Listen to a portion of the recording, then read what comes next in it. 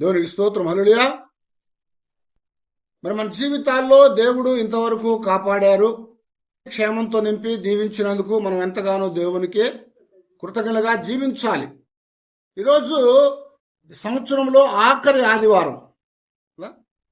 ఈరోజు సంవత్సరంలో ఆఖరి ఆదివారం.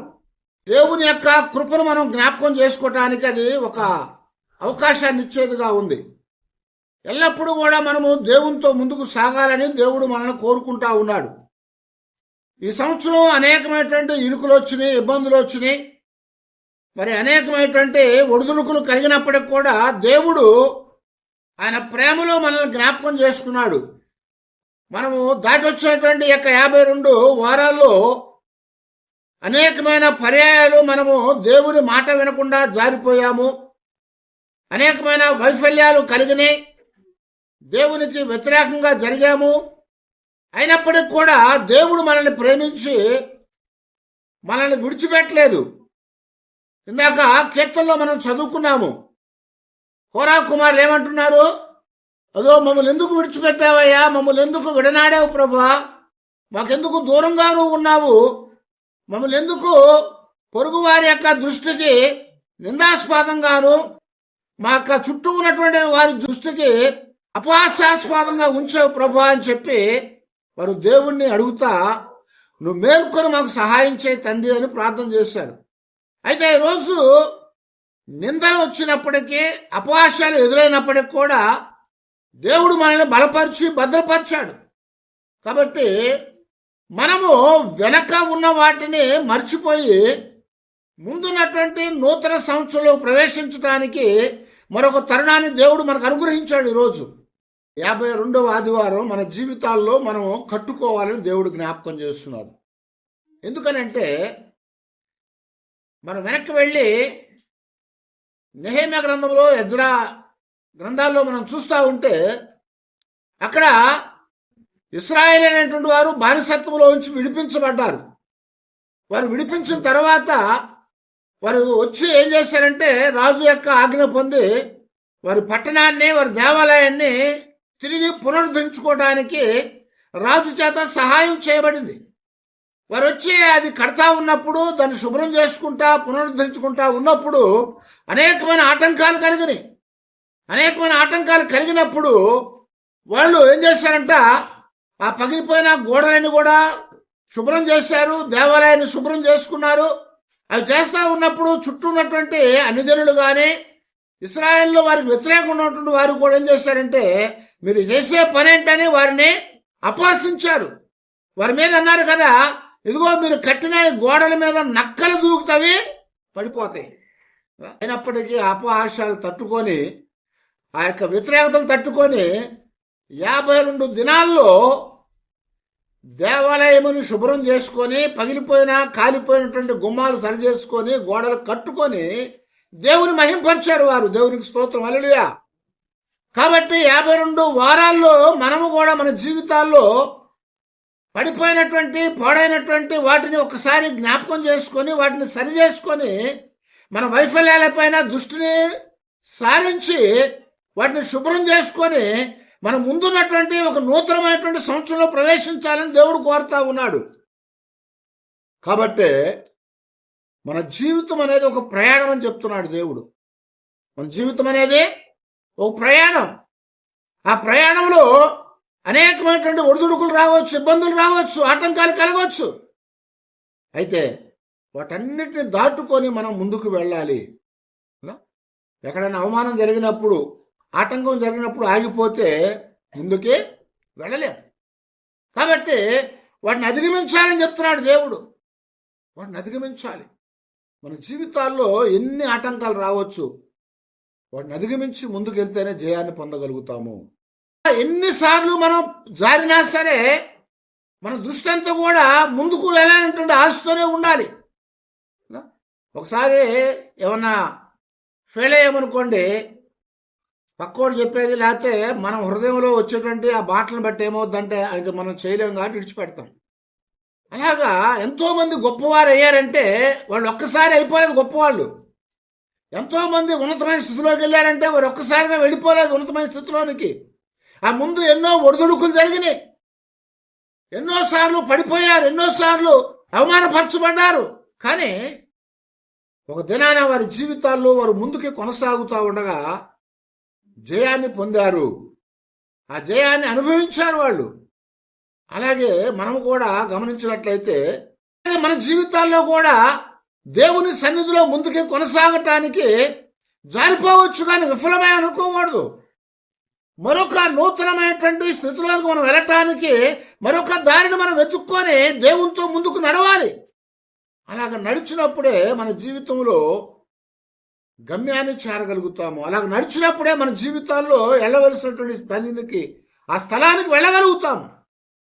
అందుకే ఈరోజు మనం గమనించినట్లయితే మన భవిష్యత్తు అనేది ఎక్కడుందాయా అంటే యేసు క్రీస్తు వారిలోనే ఉంది. హల్లెలూయా. మన భవిష్యత్తు ఎక్కడుంది? యేసు క్రీస్తు వారిలో ఉంది. ఆ యేసు క్రీస్తు వారిలో మన భవిష్యత్తు ఉంది కనుక మన దృష్టి కూడా ఎక్కడ ఉంచాలని చెప్తున్నాడు? ఆయన మీదనే ఉంచాలి మనము. ఎందుకంటే ఆయన మన జీవితాల్లో ప్రణాళికను కలిగి ఉన్నాడు. ఆయన మన జీవితాల్లో ఒక ఉద్దేశాన్ని కలిగి ఉన్నాడు. ఆయన మన జీవితాల్లో చేయటానికి కావలసిన ఒక పనిని మనకు అప్పగించాడు. కనుక వాటన్నిటిని మనం కలిగిన వారమై ముందుకి సాగినట్లయితే మనం ఎంతగానో ఆనందించగలుగుతాము. ఇర్మియా 29:11 చెప్తున్నాడు, దేవుడు మన ఎడల ఒక ప్రణాళిక ఉద్దేశాన్ని కలిగి ఉన్నాడు. అవన్నీ కూడా చెడుకు కాదు, కానీ మేలు కలగటానికే దేవుడు చేశాడని చెప్తున్నాడు. ఆ తర్వాత అంటున్నాడు కదా, మరి మనం ఎల్లప్పుడూ కూడా ప్రభువుతో మనం ముందుకు సాగుతున్నప్పుడు మనల్ని మనం జాగ్రత్త చేసుకోవాలి. కాబట్టి మనము భవిష్యత్తుపై దృష్టిని పెట్టడానికి 3 మార్గాలు మనం జ్ఞాపకం చేసుకోవాలి. భవిష్యత్తు అనేది ప్రభువులో ఉంది. మన భవిష్యత్తు అనేది దేవునిలో, క్రీస్తులో ఉంది. కాబట్టి దానిని మనము అనుభవించడానికి, దాన్ని ఎరిగి ఉండటానికి 3 మార్గాలు ఉన్నాయని చెప్తున్నాడు. అవేదయ్యా అంటే మొట్టమొదటి చెప్తున్నాడు కదా, మన భవిష్యత్తు మీద దృష్టిని పెట్టాలంటే గతాన్ని విడిచిపెట్టాలి. మన భవిష్యత్తు మీద దృష్టిని పెట్టాలంటే గతాన్ని విడిచిపెట్టేయాలి. చాలాసార్లు గతాన్ని తవ్వుకుంటా ఉంటాము కదా, పాత వాటిని మనము తవ్వుకుంటా ఉంటాము. పాతవి తవ్వే కొంది, గతాన్ని తవ్వే కొంది బాధ కలుగుద్దే కానీ సంతోషం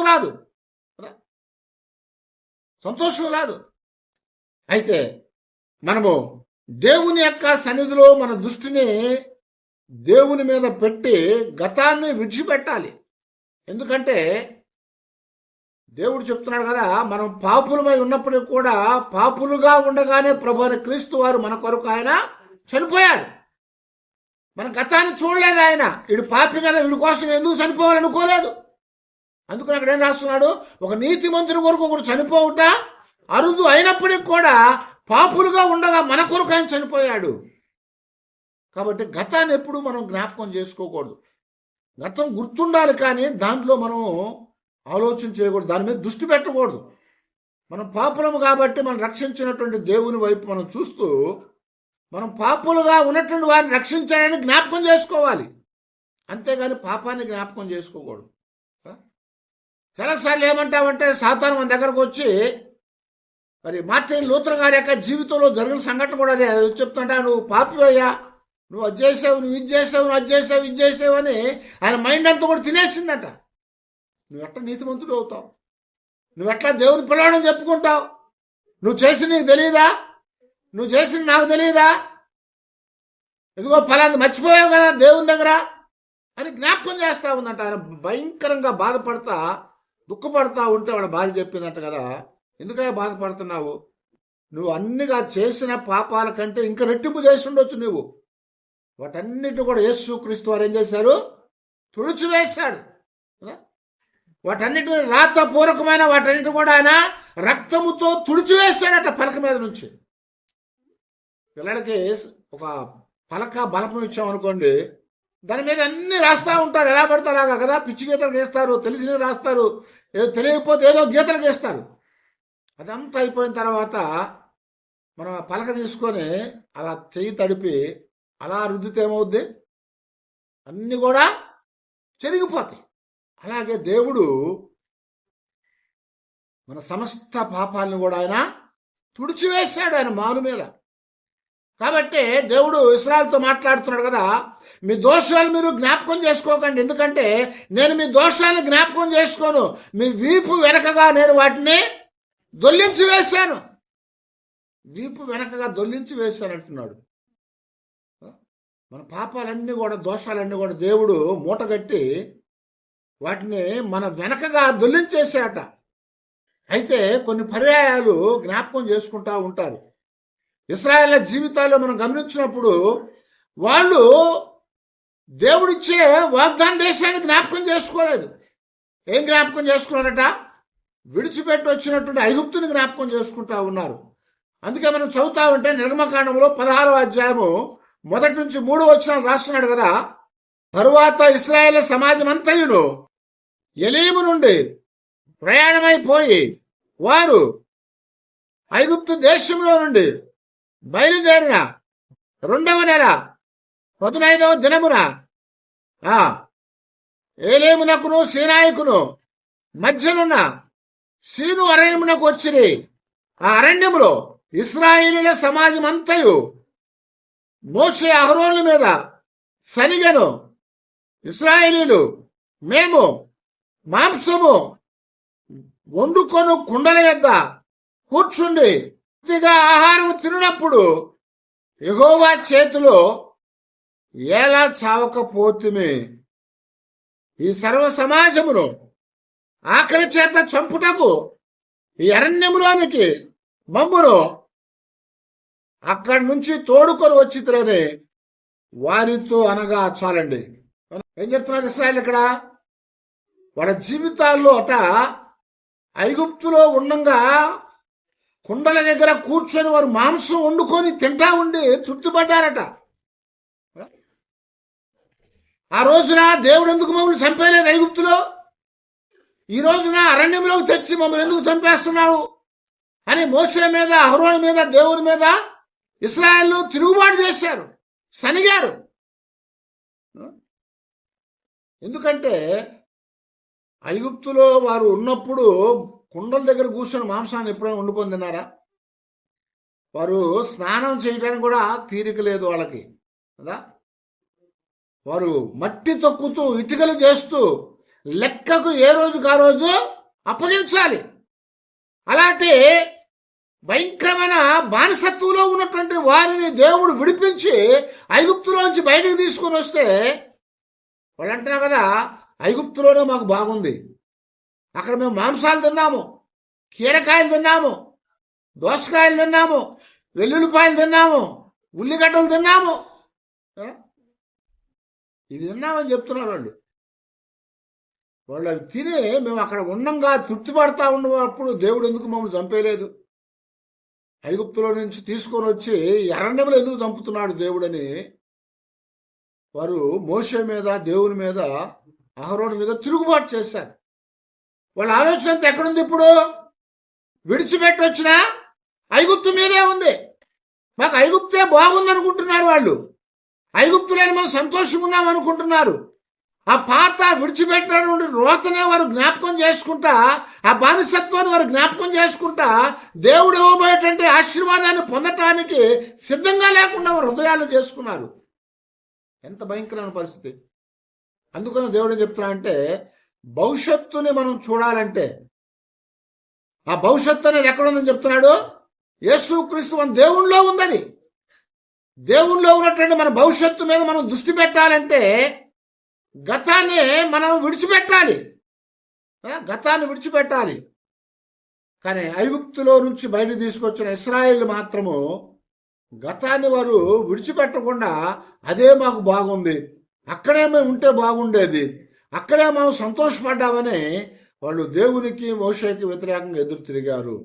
కాబట్టి విశ్వాసులంగా, దేవుని పిల్లలంగా మన జీవితాల్లో కూడా మనము ఉన్నటువంటి ఆ రోత స్థితిని జ్ఞాపకం చేసుకొని సంతోషపడే వారంగా ఉండకూడదు.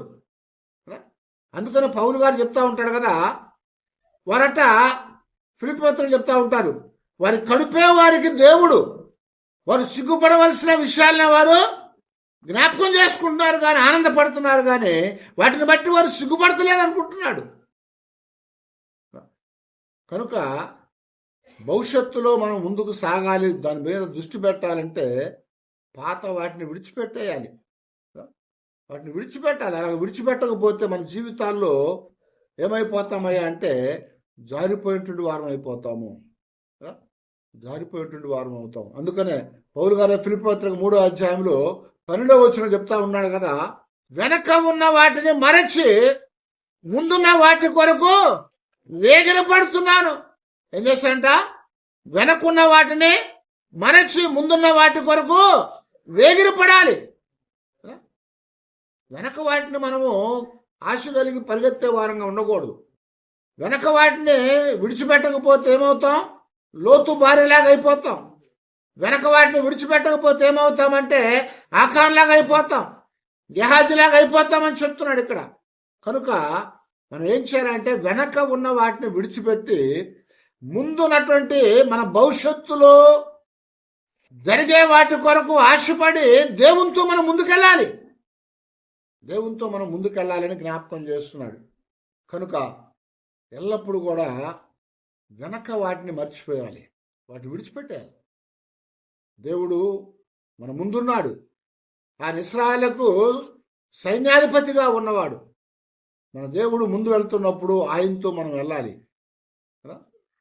అంతేగాని ఐగుప్తులో మేము ఈ తిన్నాము అక్కడే బాగుంది, అక్కడే చచ్చిపోతే బాగుండేది అనుకొని ఇశ్రాయేల్ లాగా మనం ఉండకూడదు. మన భవిష్యత్తు ప్రభువులో ఉంది. ప్రభువు మనల్ని ముందుకు నడిపించేవాడు కాబట్టి వెనక ఉన్నది మరిచి ముందున్నట్టు వాటి వరకు వేగిరపడి మనం ముందుకు నడవాలి అని చెప్తున్నాడు. రెండవది చెప్తున్నట్లయితే ఏమన్నా అంటే మన భవిష్యత్తు మీద మనం దృష్టి పెట్టాలంటే మన వర్తమానాన్ని దేవుని మీద విశ్వాసం ఉంచాలి. మన వర్తమానంలో దేవుని మీద విశ్వాసం ఉంచాలి. మనము దేవునితో ముందుకు నడుస్తున్నప్పుడు ఆయన మీద విశ్వాసం ఉంచాలి. దేవుడు మన కొరకు ఒకటి సిద్ధపరుస్తున్నాడని, ఆయన మన కొరకు వాటిని మన కొరకు ఉంచుతున్నాడని మనం ఎరిగిన వారంగా మనం ఉండాలి, ఎరిగిన వారంగా ఉండాలి. మన జీవితాలు ఎల్లప్పుడూ కూడా దేవుడు మనతో ఉన్నాడని ఆయన మీద విశ్వాసం ఉంచాలి. ఒక దినాన యేసు ప్రభువారు శిష్యులతో పాటు ధోనిలో ఉండి ఈ ధర నుంచి ఆ ధరికి వెళ్తా ఉన్నారు. ఆ వెళ్తా ఉన్నప్పుడు ప్రభువారు ఏం చేశారంట, ఆ తలపం మీద తలవాల్చి నిద్రపోతా ఉన్నాడు. ఈ లోపల ఏం జరిగిందంటే గాలి వీచింది, అలలు కొట్టినాయి, తుఫాను రాబోతా ఉంది. ఆ గాలిని చూసి అలలను చూసి భయపడినటువంటి వారందరూ కూడా ప్రభు నిద్రపోతా ఉంటే ప్రభు దగ్గరకు వచ్చి ఏమన్నంటే, ప్రభువా నీకు చింత లేదా, నిద్రపోతున్నాము, మేము మునిగిపోతున్నాము, మేము మునిగిపోతా ఉంటే నువ్వు కమ్మకు నిద్రపోతున్నావు ఏంటయ్యా అని ప్రభువుని లేపారు. ఇక్కడ వాళ్ళ భవిష్యత్తు ప్రభువే. వాళ్ళని ఆ దగ్గరికి తీసుకెళ్లేవారు ఎవరు? ఆయనే. ఆయన మీద విశ్వాసం ఉంచాలి. ప్రభువు వాళ్ళతో ఉంటే ఆయన మీద విశ్వాసం ఉంచకుండా వాళ్ళ జీవితాల్లో మరి జారిపోయేటువంటి స్థితిలోకి ఉన్నారు వాళ్ళు. అలాంటి వారు ముందుకే వెళ్ళగలుగుతారు, అవునా? ప్రభు వెంటనే అసలు పడవ మునిగిపోతే ముందు చచ్చిపోయేది ఎవరు?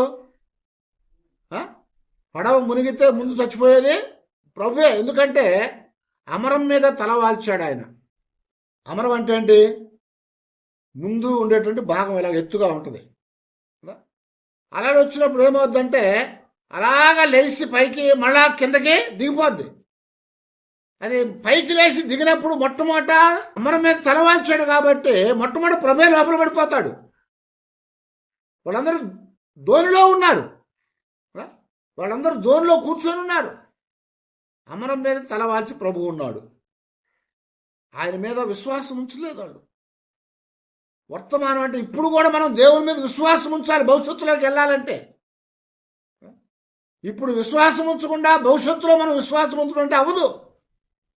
ఎందుకంటే ఇప్పుడు లేకపోతే మనకు ముందనేది లేదు, అవునా? ఇప్పుడు అనేది లేకపోతే ముందనేది ఉంటుందా? ఉండదు. అందుకనే యేసు ప్రభువారు లోకాసు వార్తలు కూడా చెప్తా ఉన్నాడు, బాగా పంట పండింది, కొట్లన్నీ కూడా పెద్దవి చేశాడు. వాటిలో ఆ పంటంతా కూడా దాచుకొని పండుకొని ఏమన్నా అంటే, నా ప్రాణమా తినుము, తాగుము, సుఖించు, ఇవన్నీ కూడా నీకోసమే నేను ఏర్పాటు చేశాను, ఇవన్నీ నీకోసం ఏర్పాటు చేశా, అనేక దినాలు తిని తృప్తి పొంది సుఖపడని చెప్పాడు. కానీ ఏమన్నాడు బైబిల్ ఏం రాస్తున్నాడు అక్కడ? వెర్రివాడ, ఈ రాత్రి నీ ప్రాణాన్ని అడుగుచున్నారు. ఈ రాత్రి నీ ప్రాణాన్ని అడుగుచున్నారు. ఆ రాత్రి చచ్చిపోయాడు. కట్టిన పెద్ద కొట్లు, వాటిలో నింపిన ఆ సమృద్ధి అయిన పంట అంతా ఎవడు తింటాడు? వాడు అక్కడ ఉంటే కదా తినేది. అందుకనే యేసుప్రభువు కూడా మరొక మాట చెప్పాడు, ఒకడు సర్వలోకాన్ని సంపాదించుకొని తన ప్రాణాన్ని పోగొట్టుకుంటే వానికి ఏం ప్రయోజనం? భవిష్యత్తును చూడాలంటే ఇప్పుడు ఉండాలి. నువ్వు ఇప్పుడు ఉండి ఇప్పుడు ఉన్నటువంటి దాని మీద నువ్వు దృష్టి ఉంచి దాని మీద విశ్వాసం ఉంచాలి. ఇప్పుడు విశ్వాసం చేతకుండా భవిష్యత్తులను విశ్వసిస్తానంటే దానివల్ల ఉపయోగము లేదు. కాబట్టి భవిష్యత్తు మీద మనం కలిగి ఉండాలంటే ఇప్పుడు కూడా మనము దేవుని మీద విశ్వాసము ఉంచాలి కదా. ఇప్పుడు కూడా దేవుని మీద విశ్వాసం ఉంచాలి. ఇప్పుడు దేవుని మీద విశ్వాసం లేకుండా భవిష్యత్తులోకి మనం ఎప్పుడు కూడా వెళ్ళలేమన్నమాట. కాబట్టి మన జీవితాల్లో మనం ఎలాగున్నాము, మన దృష్టి అంతా ఎక్కడుందని మనం జాగ్రత్తగా చూసుకుంటూ ఉండాలి. దృష్టి అంతా ఎక్కడుందని మనం జాగ్రత్తగా చూసుకోవాలి. ప్రభువు వారి మీద విశ్వాసం ఉంచాలి. ఎందుకంటే ఎబ్రీ పత్రికలో మరి చెప్పినట్లుగా విశ్వాసం లేకపోతే దేవునికి ఇష్టలుగా ఉండలేం, దేవుడిని చూడలేం. మనం విశ్వాసం ఉంటేనే దేవునికి ఇష్టలుగా ఉండగలుగుతాం. దేవునికి ఇష్టలుగా ఉండగలిగితేనే భవిష్యత్తు అనేది ఉంటుంది మనకి. కనుకనే మనము ఈరోజు దేవుని యొక్క సన్నిధిలో మనం ఎల్లప్పుడూ కూడా భవిష్యత్తు కొరకు వెళ్ళాలంటే ఇప్పుడు కూడా విశ్వాసం ఉంచాలి దేవుని మీద. అలాగ ఉంచకపోతే శిష్యులాగా గాబరా పడిపోయేటువంటి వారంగా ఉంటాము. అలా ఉంచకపోతే ఏమైపోతామనే భయంతో పడిపోయేటువంటి వారంగా ఉంటాము. దేవుడు మనల్ని అన్ని విషయాల్లో కాపాడేవాడని మనం ఎరగాలి.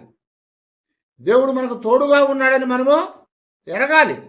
అలా ఎరిగిన వారమై మనం ఎల్లప్పుడూ కూడా మన దృష్టిని దేవుని మీద ఉంచి ఆయనందు విశ్వాసం ఉంచాలి. ఇప్పుడు ఆయనందు విశ్వాసం ఉంచాలి. ఎందుకంటే దేవుడు నిన్న నేడు నిరంతరము ఏకరీతిగా ఉన్నవాడు. ఆయన మీద మనం విశ్వాసం ఉంచకపోతే భవిష్యత్తులోకి మనం ఎప్పటికీ వెళ్ళలేము. దేవుని ప్రణాళికల మీద మనం విశ్వాసం ఉంచాలి. దేవుని మాటల మీద మనం విశ్వాసం ఉంచాలి. యేసుప్రభువు ఏమన్నారు యోహాను సువార్తలో? మీరు మీ హృదయాలను కలవరపడేయొద్దు, దేవుని యందు విశ్వాసం ఉంచారు, నా యందు కూడా మీరు విశ్వాసం ఉంచండి. నేను ఇక్కడ నుంచి వెళ్ళి మీ కొరకు స్థలము సిద్ధపరుస్తాను. నేను మీ కొరకు స్థలం సిద్ధపరుస్తాను, కాబట్టి నేను వచ్చి మళ్ళీ మిమ్మల్ని తీసుకుని వెళ్తానని చెప్పాడు ప్రభు. ఆయన మీద విశ్వాసం ఉంచమని చెప్పాడు. ఆయన మీద విశ్వాసం ఉంచి భవిష్యత్తులో వెళ్ళటానికి వర్తమానంలో కూడా ఆయన మీద విశ్వాసం ఉంచాలి. ఇప్పుడు నమ్మనవాడు తర్వాత ఎలా నమ్మగలుగుతాడు? కనుక మనం ముందున్నటువంటి భవిష్యత్తులోకి మనం వెళ్ళాలంటే ఇప్పుడు మన జీవితాల్లో ప్రభువుని విశ్వసించే వారంగా మనం ఉండాలి. తర్వాత మూడవదిగా మనం గమనిస్తూ ఉంటే, మనం భవిష్యత్తు మీద దృష్టి పెట్టాలంటే మనం గర్వంగా వ్యవహరించే వారంగా ప్రవర్తించే వారంగా మనం ఉండకూడదని చెప్తున్నాడు. గర్వం అనేది, అహంకారం అనేది ఎప్పుడు కూడా ఉండకూడదు. సామెతలు ఏమైనా జ్ఞాపకం చేస్తున్నాడు? సామెతలు ఏం చెప్తున్నాడు? నాశనం అనేది గర్వానికి ముందు నడిచేవాడు కావాలి. నాశనానికి ముందు ఏం చేస్తాట? గర్వం నడుచుద్ది. మనం ఎంత గర్వపడతా ఉంటే అంత నాశనానికి ముందుకెళ్తా ఉంటాం. కాబట్టి గర్వం అనేది, అహం అనేది మన జీవితాల్లో లేకుండా మనం ఉన్నప్పుడే దేవుని యొక్క సన్నిధిలో మన ముందున్నటువంటి ఆ భవిష్యత్తు మీద దృష్టి పెట్టగలుగుతాం. గర్వపడేవాడికి భవిష్యత్తు అనేది చాలా కష్టమవుతూ ఉంటుంది. పత్రిక 3వ అధ్యాయం చెప్తా ఉంటాడు, నేను అతిశయపడాలంటే మీకంటే ఎక్కువగా నాకు ఎన్నో అతిశయాలు ఉన్నాయి. తర్వాత చదువుకోండి 3వ అధ్యాయం చదువుతూ ఉంటే అక్కడ చెప్తా ఉంటాడు, అందరికంటే అధికమైనటువంటి అతిశయాలు నాకు ఉన్నాయని చెప్తున్నాడు అక్కడ.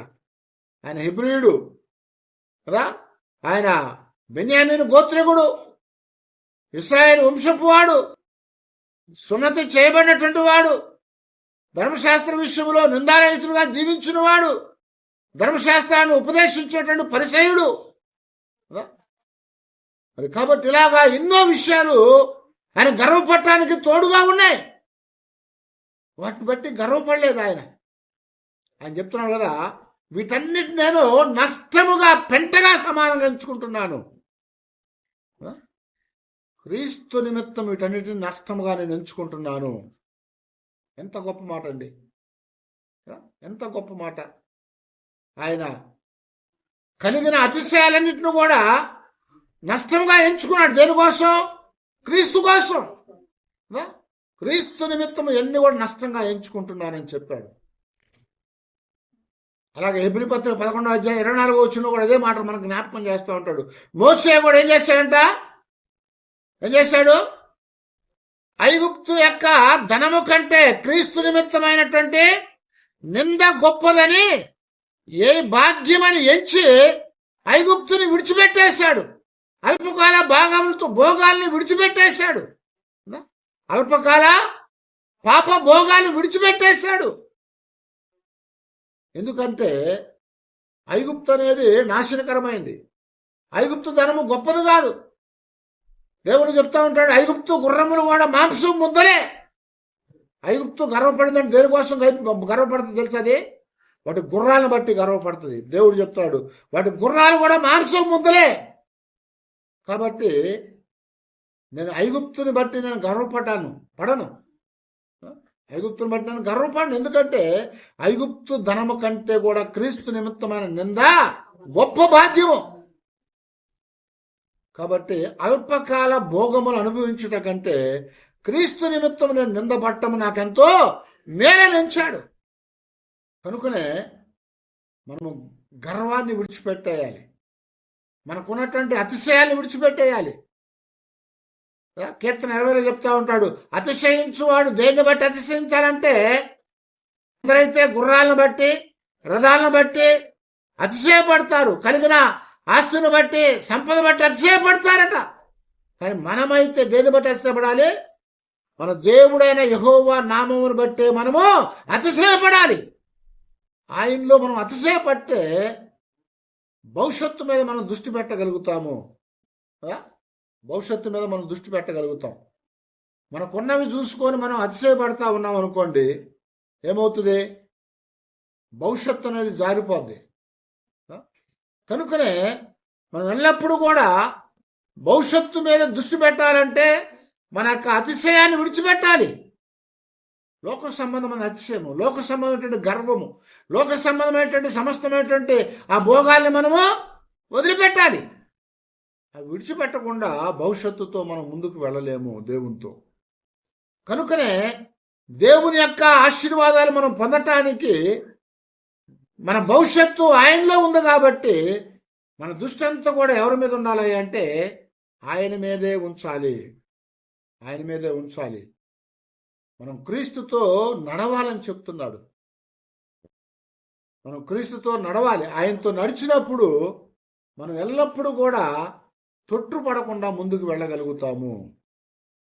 ఆయనతో మనం నడిచినప్పుడు ఈ భవిష్యత్తు అంటే ఈ వర్తమానములో మనం దేవునితో విశ్వాసం ఉంచి ముందుకు సాగాం కాబట్టి ఇక్కడ గర్వపడం. ఈ యొక్క వర్తమానంలో దేవుని విశ్వాసం ఉంచకపోతే ఏమవుతాం?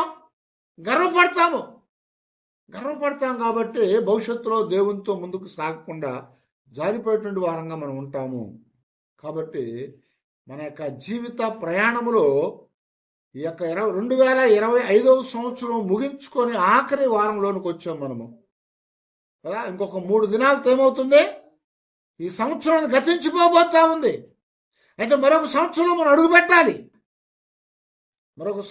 అడుగు పెట్టాలంటే దేవుని కృప మనకి కావాలి.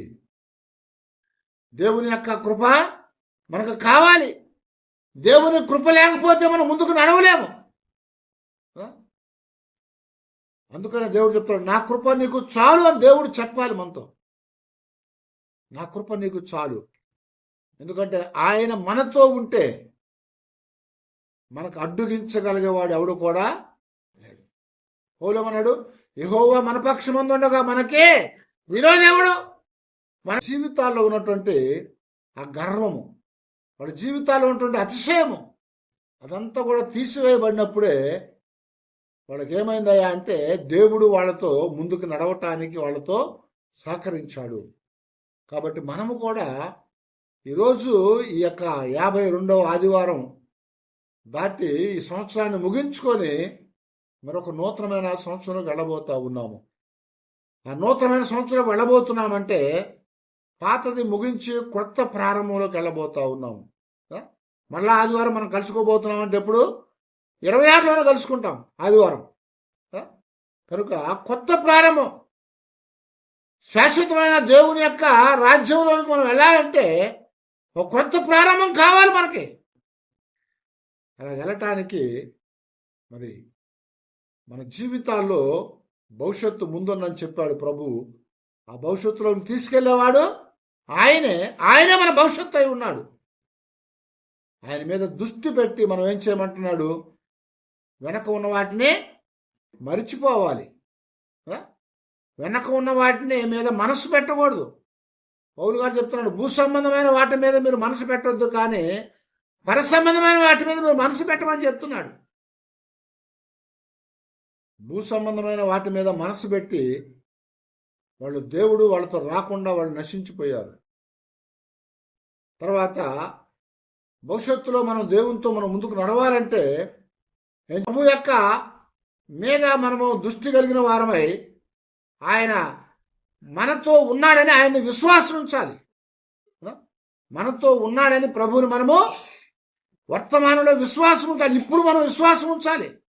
నేను ఎప్పుడో నాశనానికి వెళ్లకుండా గర్వాన్ని మనము, అతిశయాన్ని మనము విడిచిపెట్టేయాలి. నాకేముందండి, ఇప్పుడు దాకా బతికాను, ఇంత ఆరోగ్యంతో ఉన్నాను, ఇంక 3 రోజులు ఆరోగ్యంగా ఉన్నా నేను కదా.